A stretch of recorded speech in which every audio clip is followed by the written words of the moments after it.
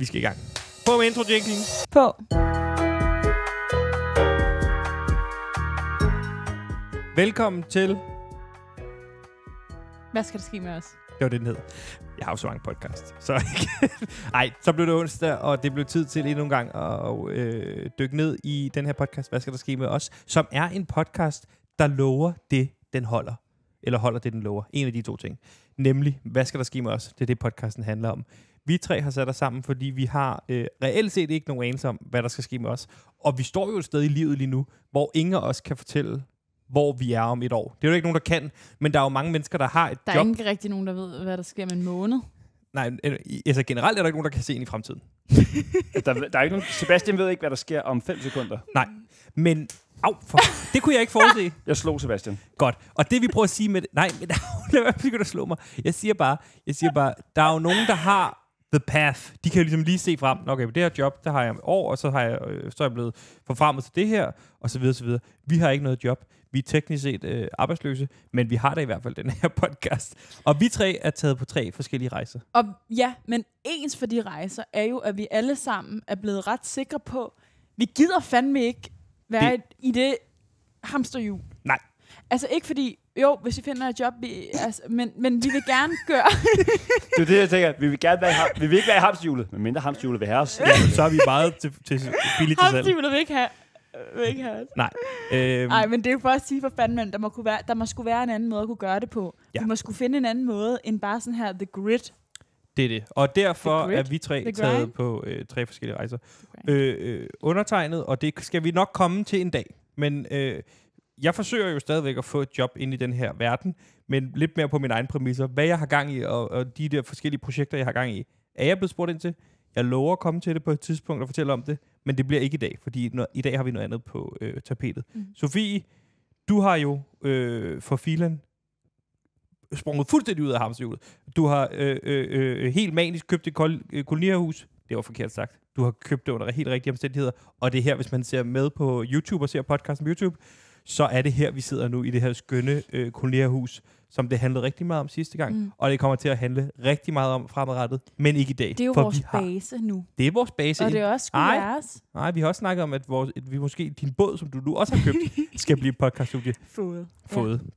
Og så har vi gode gamle producer Simon, som jo for filen er blevet far. Tillykke med det, og det skal vi også have hørt om i dag. Men rolig nu, Simon, vi kommer til det, fordi det vigtigste for dig er jo, at denne her podcast, der er styr på den. Ja. Og det er din hovedsagelige opgave. Det er min opgave, ja. Og i dag skal vi igennem lidt forskellige ting. Vi skal lige om kort om lidt, apropos det, have noget efterkritik af den gode Simon Axelsen. For det glemte vi sidst. Så skal vi, som dagens helt store emne, så har vi blevet spurgt omkring den her såkaldte fyring på B3. Folk har spurgt, hvordan foregik det, hvad skete der egentlig?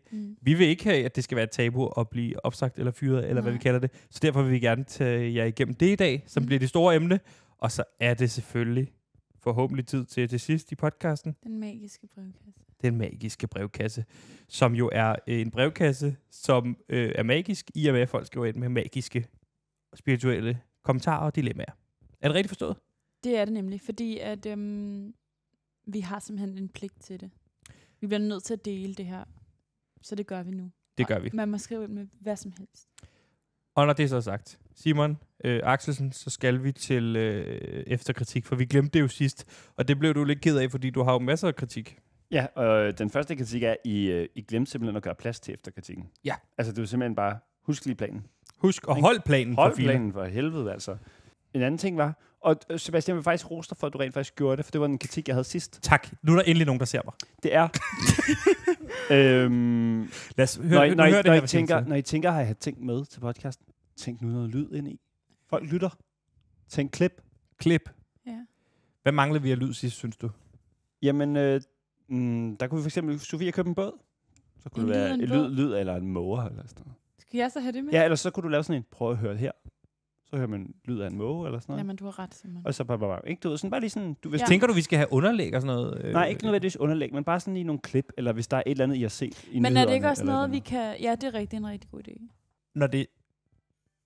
Når jeg har sagt, så lad os komme til... Hvad har du mere? Nej. Okay. Dermed husket, noted, Sofie. Jeg lover dig. Tænk lyd. Måske vi bare skal alle skal have en lyd med. En lyd med. Man kan godt have flere. Jeg lover dig. Bare tage en lyd med. Simon Axelsen, du ved, hvor tværs jeg kan være, ikke også? Mm. Så næste gang har jeg 1000 lyde med, som du skal sidde og overskue og sætte på og sådan noget. Men så er det. Det har jeg med til næste gang. Og dermed er vi også kommet til dagens store emne, som er noget så succesfuldt og spændende som en fyring. Fordi vi taler rigtigt, vi har nævnt det lidt i en sidebemærkning, det her faktisk var grunden til, at vi tre jo sidder her, er fordi vi sendte på P3 før. Det gør vi ikke længere. Og nogen har spurgt, hvad skete der egentlig? Hvorfor stoppede I? Hvorfor stoppede det? Og derfor så tænkte vi, det vil vi gerne være med til at aftabuisere. Ja. Der er jo mange mennesker, der har prøvet at blive fyret, opsagt, eller hvad man kalder det, og der er mange mennesker, der ikke har prøvet det. Ja. Og derfor er det jo spændende. Hvad sker der egentlig? Hvordan bliver man egentlig fyret? Ja, men også fordi, jeg tror, som nogen, der har prøvet det, er det måske ret, fordi det godt kan føles meget, altså det er stadig pinligt. Og det synes jeg godt lidt, det kan være. Det er altså man kan jo se på folk, når man siger ordet, fordi nu, jeg føler, jeg er noget så til, jeg er noget så til tåls med det, simpelthen sådan. Ja, det kan man sikkert godt. jeg har sluttet fred med det. Det er bare sket, jo, det er fint nok. Nu kan vi griner meget af det nu, ikke? Eller når vi nævner det, så er det jo sådan lidt en joke. Ja, lige nu griner vi ikke, men altså, lad os se, om vi kommer til det. men jeg kan godt se, der går lidt gip igennem folk, når man siger sådan, om jeg blev fyret. Ja. Hvor de er sådan, er du, altså, eller sådan. Og det er jo bare noget, vi bliver. Alle sammen på et tidspunkt, måske ikke, hvis du er uddannet inden for AI. Men i hvert fald, hvis du arbejder i mediebranchen, altså alle, jeg selv har mødt, har sagt, det sker jo for alle. Specielt, hvis man arbejder noget på DR, ikke? Jo, og rent teknisk kan vi måske lige starte med at sige, vi er jo på papiret, det vil Danmarks Radio nok sige, ikke blevet fyret. Nej. Fordi at vi blev tilbudt det, der hed en årskontrakt, og så blev vi teknisk set ikke forlænget. Ja. Så man kan sige, men de facto havde vi et job den ene dag, og den næste dag havde vi så ikke et job længere. Og det kan man jo godt kalde en fyring eller en opsigelse, fordi vi havde fået det indtryk, at det skulle vi have i lang tid. Job, ikke? Jeg bliver jo ansat på den præmis af, at men du skal være her længe. Ja. Og jeg siger nej til et andet job for at komme over på P3. Og jeg bliver sgu egentlig lidt sådan. Det er jo også bare fordi, de har fundet på en måde at stykke ting sammen, så man ikke. Så de kan sige, om vi fyrede jer ikke, men vi har bare sørget for, at I ikke arbejder her længere. Ja. Eller sådan, du ved. Præcis. Og det bliver. Men jeg tænker, at vi kommer til sådan de store tanker omkring det, fordi der er jo også nogle ting ved mediebranchen, som sådan her nogen simpelthen bliver nødt til at rette noget kritik imod. Ja. Men lad os da først starte på den fantastiske fortælling om dagen, vi bliver fyret. De 24 timer. Det starter jo med, at vi får sådan en ny chef, og det er jo altid lidt spændende. Det er jo altid spændende med nye chefer, fordi så tænker man, okay, en ny chef vil jo som regel gerne lige ind og markere sig og ændre en retning. Og lave et aftryk. Jeg tænkte helt ærligt, da der kom en ny chef. Altså hånden på hjertet, tænkte jeg, der skal nok komme til at ske noget. Der kommer til at ske store ændringer. Men jeg tænkte også, da jeg gik i seng om aftenen, det er ikke os. Altså det var jeg næsten. Nej, det var jeg faktisk 100% sikker på. Jeg tænkte, da der kom en ny chef, tænkte jeg, hold kæft, hun virker sgu sej. Og jeg kunne godt lide hendes. Jeg var sådan, at der er noget fucking girl power her. Jeg havde ikke nogen. Jamen, det var mit første job, det her, på en eller anden måde, ikke? Så jeg havde ikke nogen idé om, at man bare sådan kom. Altså, at det var sådan noget, der skete. Nej. At man fyrede folk, når der kommer nye chefer. Så jeg gik og tænkte sådan, det bliver super fedt og ny retning, og det skal nok gå skide godt. Og jeg gik jo og beroligede andre mennesker, der kom hen til mig og var sådan, er du ikke nervøs for, at der sker noget? Og så var jeg sådan, der sker ikke noget med os. Ha' tillid. Yeah. Mange af dem, der er blevet, altså mange af dem, der var jo også halvdelen røg, halvdelen blev, ikke? Det er folk, jeg har siddet og været sådan, du skal ikke være bange for noget. Det går fint med dine lyttertal. Det går så godt. Og samtidig med det, så fik du bare selv dødskys. Simon, vi har jo prøvet at lave et radioprogram før, som også på samme måde ligesom blev stoppet, ikke? Jo, det var. Vi sendte det program, der hed PewDiePie, og efterfølgende Gravergruppen på Loud. Og der kom også en ny chef, og der havde jeg fornemmelsen, okay, we out. We are out. Jeg kunne, på den nye retning, der ligesom blev præsenteret, kunne jeg godt høre, det lugter ikke af os. Ej, det nærmest siger, det der Sebastian og Simon laver, det er ikke det, vi skal lave. Se på det her. Se på det her, det er det, vi ikke skal. Også fordi, lad os være ærlig sige, Radio Loud lyttertallerne gik ikke super godt. Så, altså, du ved. Synes du ikke? Nej, det gjorde det ikke. Det gik af helvedes til. Men han tilbød os trods alt andre ting, og bla bla bla, og sådan, vi blev faktisk spurgt, vil I lave noget andet? Ja. Ej, det der sker, det vil jeg også bare lige sige. Vi laver jo en parodi på true crime-genren, som er fantastisk, og man skal gå ind og høre den, hvis det stadig findes derude. Gravegruppen. Som blev nomineret til en satirepris. Til en satirepris, mand. Rigtig sejt. Men vi blev nomineret. Og det jeg bare vil sige, det var, så blev vi jo spurgt af chefen, vildt fedt med det der true crime, vi ikke bare lave det rigtigt. Altså lave rigtig true crime. Alt det, vi gjorde grin med, og vi foragter og fjollet genre. Det er fucking sjovt spurgt. Det er ligesom at hive fat i drengene fra Angora og sådan noget. Vildt fedt med det der cykelhold. Skal I ikke lave rigtig cykelhold? Skal ikke dope jer rigtigt? Så det sagde vi nej tak til. Og så kunne vi jo godt se, hvor det bare hen af. Nå, vi skal hen til de der 24 forbandede timer der, ikke? Ja, det skal vi jo, fordi der sker jo det, at vi får en mail klokken 21 om aftenen eller sådan noget, dagen før, hvor der står, kan I huske, hvad der ordret stod? For det var ret sådan... Jeg kan huske det cirka, ikke? Men jeg kan huske, jeg har lige været inde i sådan en monsterlang putning med min søn, og kommer ud til min telefon, som bare sådan bimler og bamler med jer. Og jeg er sådan, hvad er det, der foregår? Så tjekker jeg mailen, som vi har fået, som er noget eller indkaldelse til... Orientering. Det var det, der stod. Emnefelt orientering. Ja. Indkaldelse til... møde med orientering om... På vegne af, og så den nye chef, ikke? I bedes prioritere det her møde. Ja, I bedes prioritere det her møde, ikke? Så ringer jeg jo med det samme til jer, og vi laver sådan et fællesopkald. Ja, min kæreste er gravid på det her tidspunkt. Vi skal nok komme til dit barn, Simon. Nej, så jeg går ud, men det er så spændende lige i gang med... Og jeg kan godt mærke, at jeg bliver simpelthen så underlig i hovedet, at jeg simpelthen går i bare gå ud i min have, og så bare gå rundt i min have, og bare tage og tale telefon. For vi snakker sammen i vildt lang tid. Jeg kan godt fornemme på et tidspunkt, at du fryser, Simon, du ved. Jeg tror, jeg har taget screenshot af os 3 der FaceTimer. Det kan jeg lige sætte ind. Ja, vi FaceTime, vi ser på hinanden. Og folk, der er jo mange, der er jo rigtig mange, der har fået den her besked. Var det 18 medarbejdere i alt, eller sådan noget? Jeg kan ikke huske det på der den var dag. Men så sådan telefonen, folk begynder at skrive til hinanden, og sådan her, er der nogen, der ved noget? Er der nogen, der sådan har, altså, hvad sker der? Ja. Lige efter jeg har snakket med, jeg kan huske, at vi snakker sammen, og jeg er sådan, jamen, vi må lige se, hvad der sker, og det kan jo være, at et eller andet, men jeg var ret sikker på, at selvfølgelig bliver vi ikke fyret. Der var faktisk en lille del af mig, der var sådan, måske en lønforhøjelse. Det siger meget. Altså. Det var I var meget sådan, du og Sebastian, sådan, det kan umuligt være os. Det er bare vi skal bare ind og have ro. Nej, men jeg vil bare lige sige, fordi vi talte jo rigtig lang tid om det, og jeg vil bare sige, hver eneste gang, vi ligesom kommer hen til en konklusion, så var det, vi skulle nok råde. Jeg kan ikke huske det. Ja, vi prøvede hele tiden at tale sådan, du ved, det. Kunne det være det, og så blev konklusionen altid, nej, det skulle nok det her. Altså, Jamen, jeg synes ikke rigtig, jeg er noget der til, men så snakkede lige efter, fordi at alle skrev jo til en, ikke? Om der var nogen, der vidste noget. Ikke til mig. Men så lige efter jeg havde snakket i telefon med jer, så FaceTimer jeg med Mathias Helt, som jo havde programmet Absolut Mathias Helt.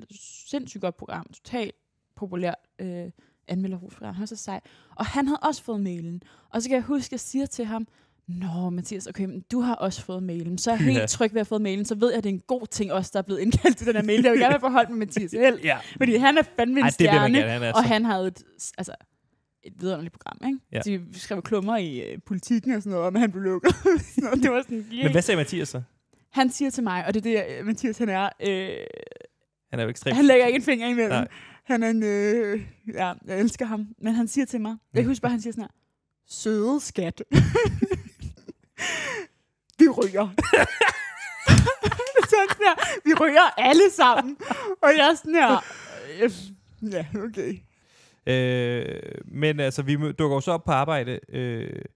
Det her, det er jo så kort. Det er jo nogle timer, inden vi rent faktisk skal sende programmet. Ja, vi sender jo live hver dag, ikke? Sender live hver dag. 16. Lige præcis. 14-16. Så fik jeg gentaget det. og så mødes vi jo. Vi aftaler, lad os mødes lige et kvarter før, og tage en kop kaffe og lige sidde og kigge på hinanden. Og så det her mødelokale, vi skal til, det er et mødelokale, der gennem væk rigtig, rigtig langt. Altså, jeg vidste ikke engang, det fandtes. Altså, det er bunker, der er ikke nogen vinduer i? Eller alle mødelokaler i DR er lavet af glas og med vinduer, og man kan se alt. Det her er det eneste lokale i DR, hvor der ikke er vinduer ud til andre. Og jeg havde hørt om et berygtet fyringslokale, som folk bliver tilkaldt, hed det Stjernen, kigger den eller sådan noget. Men i hvert fald, når man blev indkaldt til et møde i det lokale uden vinduer, så betyder det, at man var fyret. Det er sådan, jeg har hørt historier om. Så da jeg ser det der lokale, Ja. Men så ved jeg godt, hvad klokken er. Jeg ved det også godt inden. Der er dårlig stemning. Jeg har jo 100 på du ved, ikke? Ja. Men der, hvor jeg virkelig ved det. Altså, jeg har stadig en lille tro på, det kan da godt være, at vi skal ind og have noget ros. Og snakke om, hvad vi skal lave fremadrettet. Eller en lønforholdelse. Men så ser jeg bare, vi kommer ind, der er et stort bord, der er 2 chefer, og foran dem står der 3 glas vand. Allerede hældt op. Altså, der er ikke nogen, der er allerede hældt glas vand op. Ja. Så ved jeg godt, okay, vi skal have en rigtig dårlig besked. Så lige om lidt. Ja, og så kræver vand.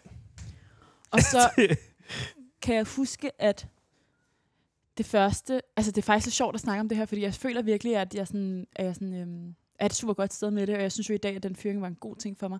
Men det giver godt nok en sådan klump i hjertet, eller sådan, det var et lille traume. Det var et lille traume, synes jeg. Det er jo også et, man ikke har genbesøgt så mange gange, fordi der er ikke noget, man dvæles ved. Man har fortalt historien mange gange, men lige den del, vi skal ind i nu, den har jeg sprunget over i historien. Det er rigtigt. Den fortæller jeg ikke. Men nu har du bedt om den. Ja. Men jeg kan huske, at vi havde jo den nye chef, som vi slet ikke havde noget at gøre med, ikke rigtig kendte os, så der var ikke så mange følelser der. Men der var en chef, vi havde arbejdet meget tæt med. Og jeg kan bare huske, at hans første ord var, I skal vide, hvor ondt det her gør på mig.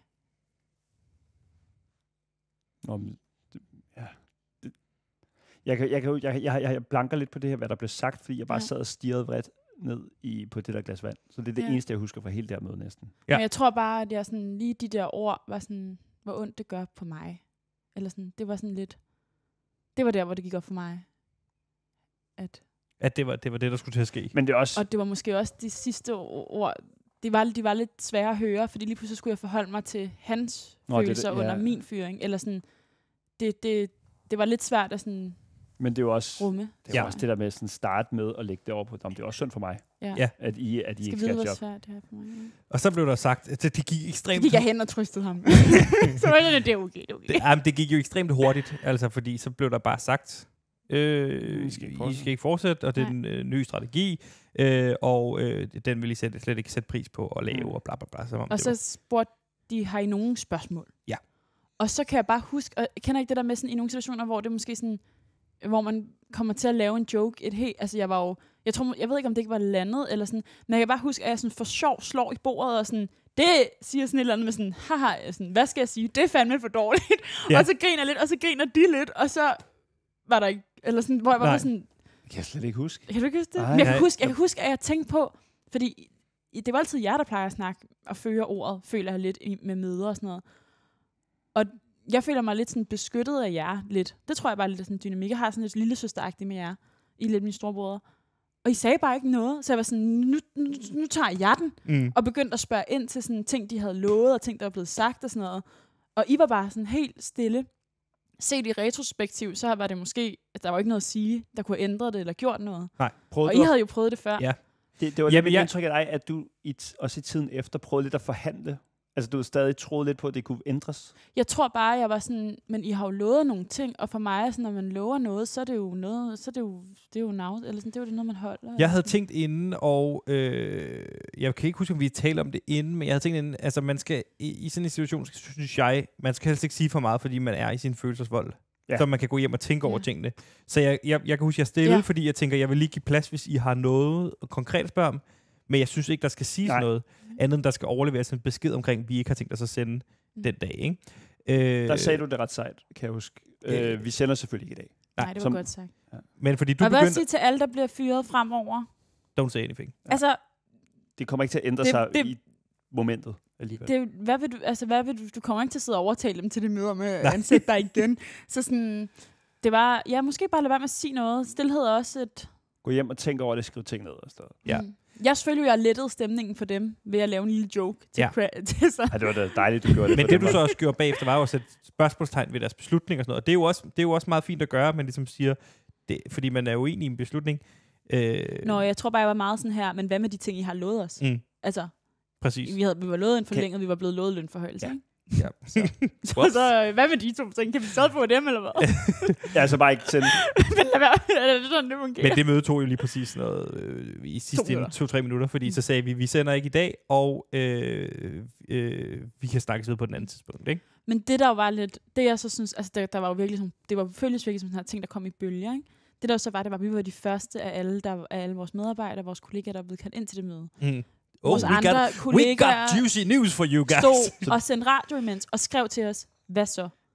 Ja, folk var i panik og sådan, vi skal ind til det her møde lige om lidt og sådan noget. Ja, og så begyndte jo hele dagen, folks programmer at blive aflyst, ikke? Vi gik jo sådan en lang tur bagefter. Og snakke om tingene. Ja. Drik en varm kakao, kan jeg huske, på en café. Ja. Jeg drak godt nok kaffe. Jeg gjorde det første, jeg gjorde, da jeg kom ud, det var at skrive til min gamle chef. Hey. jeg er klar på nye udfordringer. Seriøst, det skrev jeg virkelig. Jeg skrev det seriøst bare, som det var. Der er lige sket noget på DR. Det blev ikke ligesom jeg havde regnet med. Det var den chef, hvor jeg sagt, det lyder fedt med det her job, men jeg har sgu fået det her job. Du skulle have lavet den der LinkedIn-lingo, hvor man siger, hey, change of plans, klar på nye udfordringer. Open to work. Du ved ikke sådan. Så skrev jeg bare, og så fik jeg faktisk et gig sådan en time efter. Ja, du fik et job med det samme. Ja, men det var sådan det var også meget dygtigt. Et freelance. Men den er en helt anden snak. Men det er bare lige for at sige, det var den måde, jeg reagerede på. Fuck. Jeg løste det, du var meget løsningsorienteret, ikke? Jeg gik bare i panik. Altså, du ved, jeg skulle måske også der have trukket vejret lidt. Ja, helt klart, det skal man. Altså, det er det bedste råd til alle, der kommer til at prøve at stå i den her situation. Sov på det. Gerne et par nætter. Lad være med at tage nogle beslutninger med det samme, eller sige, du ved. Selvfølgelig tal om det med jeres venner og familie med det samme, men lad være med at tage nogle beslutninger. Det tror jeg. Men vi snakkede, og så tog vi jo hjem hver til sig, og Sofie og jeg, det siger jo også meget, meget stort. Vi havde præcis den samme coping-mekanisme, der går i gang. Kan du huske det? Nej. Vi gik begge to på vi gik begge to på McDonald's. Kan du huske det? Gjorde vi? Det er sådan en altså når man så går man tilbage i sin happy childhood minder. Vi gik på McDonald's sammen? Nej, du sendte et billede af, du sad nede ved Søerne og spiste McDonald's, og jeg havde taget McDonald's med hjem, og Simon, du var bare taget hjem. Og havde fået et nyt job. Og havde fået et nyt job, så det er du ikke. Men kan du huske det? Vi sad og spiste. Jo, nu du siger det. Ja. Men jeg tror ikke, det var ikke noget, jeg tænkte så meget over. Men det jeg tænkte meget over det der med, sådan, at man søger tilbage til noget lykkeligt, som er at McDonald's som barn var det helligste. Happy Meal. Så var det med sit Happy Meal. Jeg tror nærmest, du spiste Happy Meal. Det gør jeg altid. Men, så når man ser Sofie med et Happy Meal, så er der sket noget alvorligt. Trøst hende. Kom lige kram hende. Sig hej. Ja. Jeg havde jo ringet til min søster som det første. Og bare sådan grædt lidt. Ja. Og så tog jeg op til hende, tror jeg. Hun arbejdede tæt på. Og så sad vi på en bænk. Og sådan har jeg har siddet på en bænk ude ved min søsters arbejde så mange gange ude foran hende. Så kommer hun bare ud, så tager hun bare pause. Det er fedt at være i corporate business. Yeah. bare pause eller arbejder hjemmefra. Og så jeg har siddet så mange gange på den bænk, og sådan, hvis jeg lige er blevet dumpet, eller noget, så tager jeg bare... Hun er sådan min... Hvad hedder sådan noget? Angel. Din engel. Ja, hun er min engel, men hun er også min... Din søster. Trøstepude. Sutteklud. Hvad hedder sådan noget? Hun regulerer mit nervesystem. Var det virkelig det ord, du ledte? Nej, overhovedet ikke. Nej. Okay, jeg ringede bare til min kæreste med det samme. Min kæreste, så ringede til min mor, så ringede til min storebror. Og det var sådan en orientering. Ja. Godt, I skal lige vide, at det, der skete er... Men jeg havde ringet til fortalt dem det inden, ikke? Så de vidste jo godt, at det ville ske. Ja. Så sker der jo det, at om aftenen, så er der vildt mange af vores kollegaer, både folk, der er røget, men også folk, der ligesom ikke er røget, der ligesom siger, hey alle sammen, lad os lige gå ud og tage en øl. Fordi det skal man også vide, vi er jo ikke bedre på vores gamle kollegaer, det er jo fantastiske mennesker, ikke? Nej, vi ønsker dem det bedste, og jeg håber virkelig, det går dem og deres programmer godt, fordi folk knokler ud på P3, det gør de virkelig. Ja, så vi ved, hvor hårdt og hvor meget man kan, sit hjerte, og hvor meget man kan blive modarbejdet af maskinen og sådan noget, ikke? Jo. Jo. Vi havde det også meget godt, synes jeg. Jeg synes, det var allermest ked af, var, at jeg havde fået et job, hvor jeg for det første havde faste timer, men også hvor at, det virkede til, at det var sjovt, og man kunne være ambitiøs på programmets vegne. Ja. Og sådan. Og vi havde jo også været under virkelig god ledelse. Der blev bare skiftet meget ud i det, som jo... Så, ja. Præcis. Nå, men der bliver så arrangeret sådan en form for gravøl, kan man sige, hvor vi sidder og drikker øl om aftenen, og jeg tager derud. Dig og en masse kollegaer? Ja. Fordi mig og Sofie bliver hjemme. Ja. Jeg har taget til Hornbæk op hos mine forældre. Ja. Jeg går totalt i baren, når jeg skal passes på. Nå, det er en anden snak. Og jeg går i druk for at til ting. Nej, hvad hedder det? Jeg tog ud og drikke nu, og heldigvis så tog vi ned på en bar, hvor jeg kan se hende, der står og skænker fadøl. Hende kender jeg rigtig godt. Så jeg går op til hende og siger, nu skal du lige høre, vi sad et bord nede allerbagerst.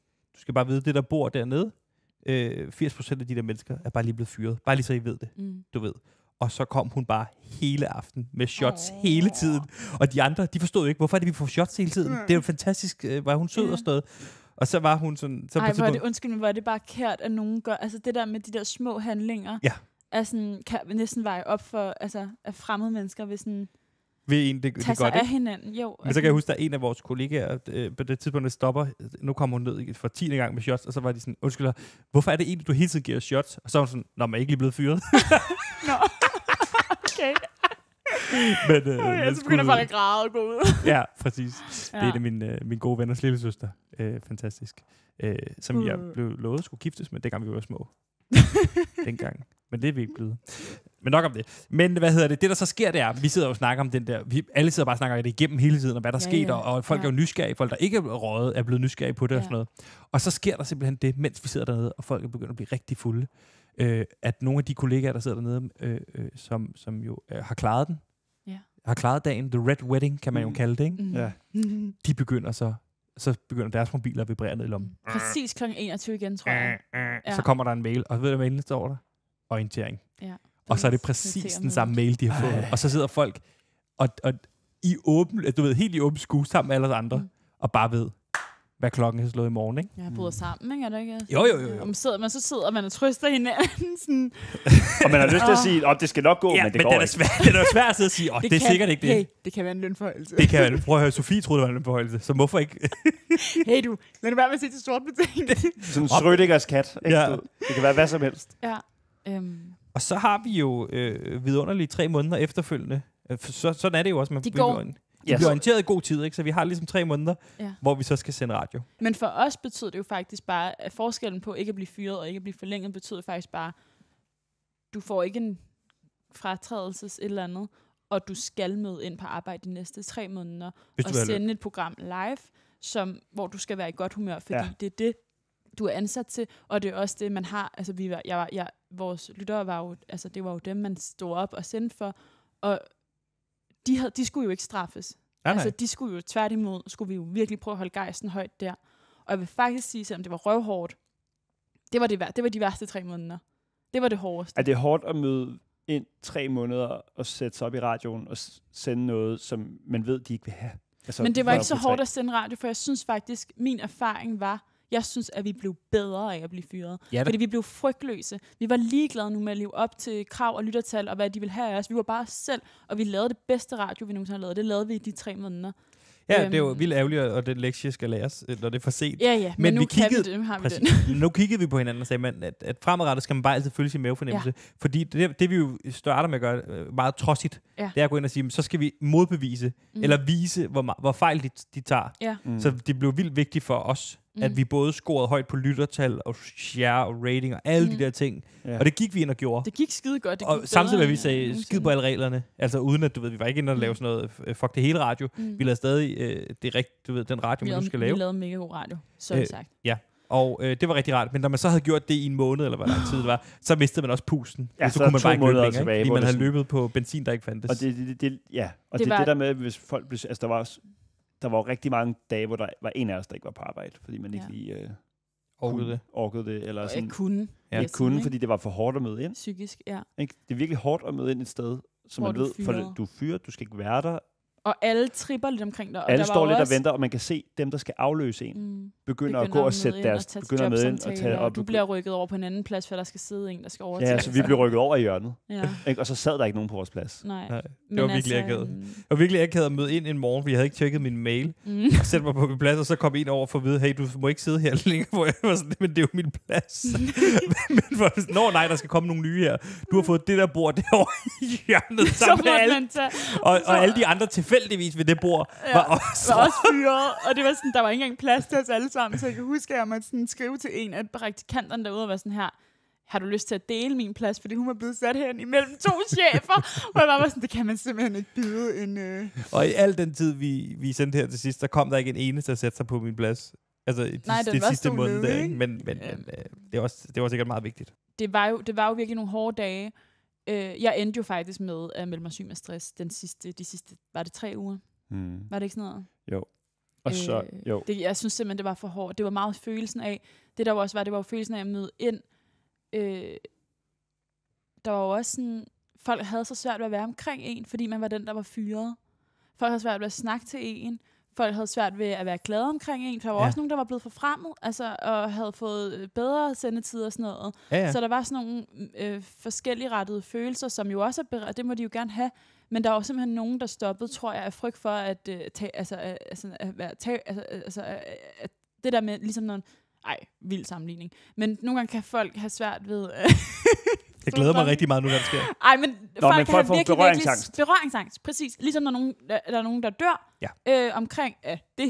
vi skal ikke sammenligne vi fyrer på 3 med at dø. Nej. Men det er ligesom det der med, når nogen er død hos nogen, så tør folk ikke spørge ind til det, fordi man vil ikke gøre dig ked af det. Nej. Men problemet er jo, du tænker jo hele tiden på det, så du kan ikke rigtig gøre mig ked af det. Men folk gør det også lidt, fordi de ikke lige gider deale med din kedattighed. Ja, men jeg tror, der er rigtig mange, der ikke... 100. Altså, men det var jo det der med at have... Ja, jeg ved ikke, om det er givet. Jeg tror også, det er meget det der med... Altså, der er bare vildt mange, der har svært ved at tale om lige præcis sådan nogle ting, og de emner og følelser. Men problemet var, at man skal gå rundt derude i 3 måneder, og hvis ikke man får stillet det spørgsmål inden for, den første uge, så bliver det en elefant i rummet, og så kan man lige pludselig ikke tale sammen. Jeg oplevede også mange kollegaer, jeg aldrig talt med, altså, som jeg talte med på en nærmest daglig basis, som jeg ikke førte det eneste ord med derfra. Nej. Og jeg er ikke sur på dem eller noget med dem. Det blev bare underligt for mig, fordi jeg kommer ikke til at være den, der lige pludselig skal approach en anden, fordi de ikke har mod... Der var så også det er et andet rigtig godt råd. Det kan du lige sige bagefter. Men et andet rigtig godt råd. Er der nogen på din arbejdsplads, der bliver fyret? Ja, det er pisse mærkeligt at gå hen og lige lægge en hånd på deres skulder og være sådan her, hey Søren, jeg skulle fucking ked af det. Men det gør du lige. Ja. Det gør du lige for dem, og det tager dig 2 minutter. Du kan bare lægge en lille hånd, og så er det gjort. Og så kan du snakke sammen i de resten. For det bedste af det hele er, at du skal bare gøre det 1 gang. Ja. Så har du ligesom åbnet brugt den nøgle, der hedder, nu må du gerne tale om alt det fodbold og alt det andet, du kunne tale om før. Ikke? Og man husker det. Man husker, hvem der kom hen. Man husker, hvem der skrev. Det betyder så meget for en i de der moment. Men der kom nogle sassy, passiv-aggressive bemærkninger fra mig. Ja, det gjorde der. En gang imellem til folk. Hold kæft, mand. Jeg kan huske en enkelt gang, vi snakker med en eller anden, og så siger du, tror jeg, nærmest ud af det blå, hey, ved du ikke godt, vi er blevet fyret? Fordi det ikke bliver talt. Sådan en helt stikkende bemærkning, og jeg griner simpelthen så meget af det. Men der var også, jeg kan også huske sådan, hvor det var, at jeg går hen, og sådan, fordi der var nogen, der bare stoppede med at snakke til mig, så jeg går hen aktivt til dem, og så stiller mig lige op foran dem ved frokostbord og siger sådan, hvordan har I det? Og så begynder de at snakke om, hvordan de har det, og så var de sådan, hey, men hvordan har du det? Hvor jeg var sådan, se hvor nemt det var. Yeah. Nå, men jeg har det fint, tak fordi du spørger. Ikke? Men sådan, kom nu. Altså, vi er hinandens mennesker i den her verden. Vi bliver da fandme nødt til at passe lidt på hinanden. Men altså, det skal også lige sige, at alt det her, der var også rigtig mange, der håndterede det utrolig flot. Meget sådan her, var super imponeret over, sådan, vi havde en praktikant derude, som bare kom hen og havde totalt overskud til at spørge alle, hvordan de havde det, skrive søde beskeder. Der var virkelig 50-50. Det er bare desværre lidt det andet, man sådan står lidt tilbage og husker, ikke? Og så lavede vi jo også, jeg tror grunden til, altså vi lavede jo faktisk også en fælles udtalelse på vegne af hele medarbejderstaben, ikke? Hvor at vi ligesom skrev et brev, jeg tror endte Journalisten, noget af det i hvert fald. Og Ekstrabladet og sådan noget. Hvor vi ligesom kritiserede arbejdsforholdene derude. Og det synes jeg faktisk, at det er jo vildt svært at sidde her, os 3 arbejdsløse mennesker i mediebranchen, og kritisere arbejdsforholdene i mediebranchen, specielt på Danmarks Radio, som er halvdelen af alle jobs, er sgu derude. Men jeg tror også bare, at jeg er nået til et sted, hvor sådan, nogen bliver fandme nødt til at fortælle lidt, hvad der foregår, fordi at det er virkelig... jeg kan mærke, at jeg stadig er lidt bitter i den måde, retorikken blev, så om at vi har ikke fyret nogen. Og du ved, det blev sådan lidt lagt over på, det er bare en masse sure medarbejdere, der bare er... Og jeg tror bare, jeg blev sådan lidt ramt af... For en ting var min personlige, hvad jeg var blevet lovet, altså det er ikke så meget det, men det der med, at man i branchen har omstruktureret måden, man stykker kontrakter sammen på, sådan så at du behøver ikke fyre nogen. Du kan bare ansætte den til dato til dato, og sådan så du skal ikke tage noget ansvar over for medarbejderne, og alle regler er for at tilgodese arbejdsgivere. Og man kan godt forstå det i nogle projekter, især i små firmaer, de skal jo ikke sætte sig med en masse fastansatte, som de ikke kan brødføde mere end 3 måneder ad gangen. Men Danmarks Radio, de burde i hvert fald stå for noget bedre. Det er jo en stor organisation, altså du ved, sådan have lidt mere tiltro, og så turde sige, så hvis du ikke kan bruge dig, så fyrer vi dig. Det er jo vores det der jo er med, jeg har et kæmpe public service hjerte. Danmarks Radio, det er vores allesammens Danmarks Radio, og jeg synes ikke, at det er sådan, det bliver kørt. Altså det vi jo udtaler som fælles, både fyret, nye ansatte og tilbageblivende medarbejdere. Det var jo meget det her med, man bliver ansat i freelance-stillinger, selvom man ikke er freelancer, selvom man har et fast job. Man bliver ansat på tidsbegrænsede ansættelser, selvom man har et fast program. Jeg var jo ansat som producerende redaktør, det stod ligesom i min kontrakt, men det der sådan, men jeg var ansat på en måde, så jeg var ansat fra dag til dag. Men selvom det var planlagt, at jeg skulle arbejde et helt år, i stedet for at få bare en årskontrakt, var det sådan med, så jeg skulle hele tiden skrive med, hvis der var sygdom, og vi ikke skulle sende, så skulle jeg sådan, får jeg penge i dag? Selvom jeg jo var fast, og var med til alle de der møder og pisse og papir, så blev jeg stadig betalt dag til dag. Du er meget, meget nem at fyre. Og jeg har... Så er det er jo bare så usikre vilkår. Det kan jeg også måske lige sige, hvis man lytter, og man ikke lige forstår de arbejdsforhold, der er i branchen. Det er en freelance-kontrakt er på den måde, at du egentlig kun bliver hyret ind, når der er brug for dig på de dage og sådan noget. Det er ligesom at være vikar i en børnehave eller et eller andet, ikke? Så er der ligesom årskontrakter eller tidsbegrænsede TBA'er, som er tidsbegrænsede ansættelser, som er at sige, når du skal være med til at lave det her projekt. Det sender ikke hele året, det sender kun 3 måneder ad gangen, og så er der 3 måneders pause, så sender 3 måneder igen. Så får du en ansættelse i de 3 måneder, og de næste 3 måneder må du så lige selv finde ud af, hvad der skal ske. Men vi vil gerne have dig tilbage de næste 3 måneder, så man står jo også på spring der. Så har man ligesom bare 3 måneder, hvor at, man ikke lige ved, hvad der skal ske. Og det alt sammen, kan man sige, vilkårene ender jo til, eller ansvaret for alt det her ender jo tilbage på den ansatte, og ikke på arbejdsgiveren, fordi det bliver dit problem at løse de her ting. Ja. Og når man så har sådan en branche, som vi har, som er i knæ, og 60% af arbejdsløshed, tror jeg, der er lige nu, så er det jo bare, at alle er jo billige til salg. Alle er jo billige til salg, fordi alle vil gerne have et arbejde. Det er også derfor, jeg har kraftige overvejelser omkring at forlade branchen og sige, at man kan godt fortælle historier andre steder end inde i mediebranchen. Det bliver så bare på en anden måde, ikke? Men arbejdsvilkårene i den her branche er så dårlige. Det giver så meget angst. Og jeg siger bare til alle, prøv at se dig omkring, hvor mange ældre mennesker kan du finde. Der er ikke nogen, fordi folk kan ikke blive ved i længden, og overgår det ikke længere. Ligesom kokke. Men så kommer de næste friske unge ind, som jo ikke er blevet slået og fået ar endnu. Og derfor så er der står altid 10 klar til at tage dit job. Der står tilpas mange arbejdsgiver klar til at tage nogen, der er lidt mindre dygtige, men lidt mere tilbøjelige og lidt billigere og lidt nemmere. Men jeg føler stadig et ansvar for at snakke om de arbejdsvilkår, man arbejder under. Fordi det er bare...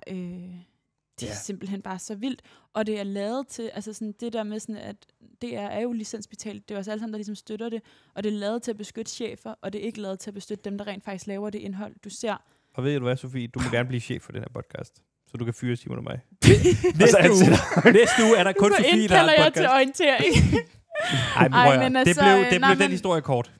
Skal vi ikke lige slutte på den note, at vi har det skide godt? Ja.